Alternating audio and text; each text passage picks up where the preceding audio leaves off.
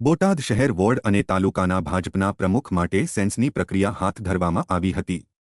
બોટાદના ગુરુકુળ ખાતે સેન્સ લેવામાં આવી હતી, જેમાં શહેર અને ગ્રામ્ય ભાજપના બૂથ પ્રમુખોની બેઠક મળી હતી। ચૂંટણી અધિકારીઓ અને જિલ્લા ભાજપ પ્રમુખોની બેઠક યોજાયા બાદ શહેરોના પ્રમુખ માટે 19 દાવેદારો અને ગ્રામ્ય પ્રમુખ માટે 13 જેટલા લોકોએ દાવેદારી નોંધાવી હતી। ત્યારે હવે જોવું રહ્યું કે કોણ બનશે પ્રમુખ।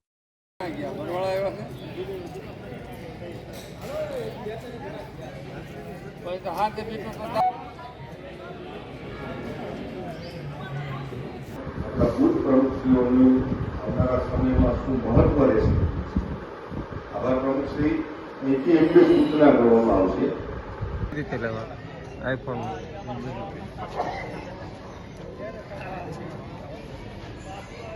કાર્યાલય ફરજિયાત પહોંચાડવાની છે અને આમાં જમા કેટલા રૂપિયા એવું કીધું। અને બૂથના પ્રમુખની વરણી વખતે જ્યારે પ્રદેશે આપેલી જિલ્લાએ જે તમને કીટ આપી છે, 4-5 ફોર્મ હતા। વિનોદ સોલંકી અને સંગઠન પર્વ 2024 અંતર્ગત બોટાદ જિલ્લાના સહ ચૂંટણી અધિકારીની જવાબદારી છે।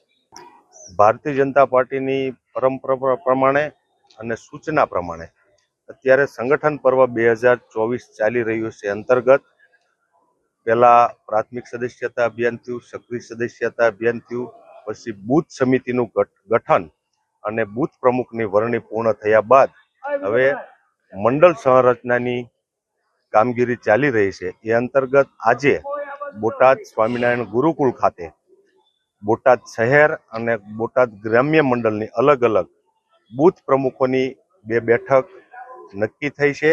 એક બેઠક પૂર્ણ થઈ, એક બેઠક ભોજન બાદ થશે।